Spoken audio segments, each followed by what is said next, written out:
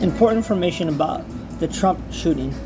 For those of you who do not know, there is a massive difference between law enforcement and law and order.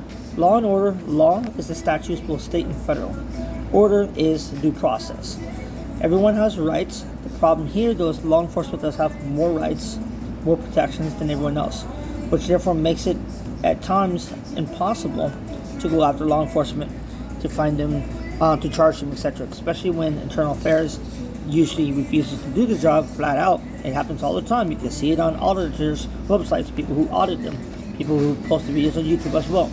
But then you also have the fact that, again, law enforcement, they have, like I said, more protections and rights. Law enforcement was also created by Democrats. They first had the slave patrol in the Carolina colonies.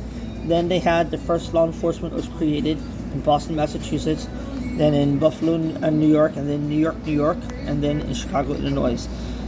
Well, all four of those places are still run by Democrats. You also have the fact that the 1994 crime bill by Joe Biden is what funded law enforcement primarily and gave law enforcement the ability to have the militarized equipment that they have that was left over from, or basically not left over, but in excess within the United States military's department depots. Then you also have the fact that the Trump shooter was, they said, within 300 to 400 feet of the stage. But there is, by law, that they're required to have a 500 feet perimeter around the entire the place where he's speaking, that stage. 500 feet perimeter. You're not supposed to have anyone go in or come out without being checked. Even people leaving are supposed to be checked. But they didn't do that. They clearly allowed a person, if it's true, because, who knows, the media could be posting something, Democrats, whatever, false information. But as far as what we know, this person had a rifle within 300 to 400 feet, they said, of the stage, which he shouldn't have had it. So that's law enforcement's fault.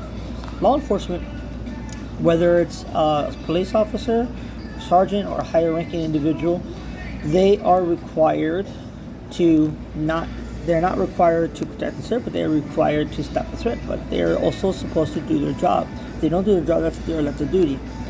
Law enforcement should not have police protection, their police bill rights. They should not have police immunity. They should be treated like everyone else. They should also have all their information public.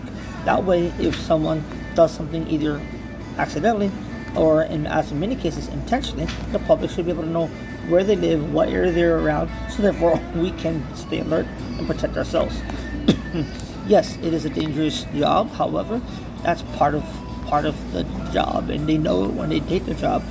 So for someone to say that they're brave, you're not brave by doing something that you're being paid to do. Okay, you're not a hero if you're not risking your life. We're not obligated to save a life. Okay, you are paid to do it.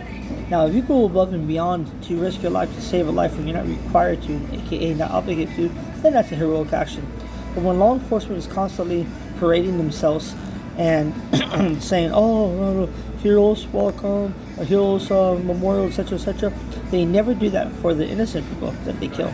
So they will close down streets, cause businesses to lose money, and spend tons of our taxpayer money to honor a person, even officers who at times did not do their job as required, and therefore were killed in the process.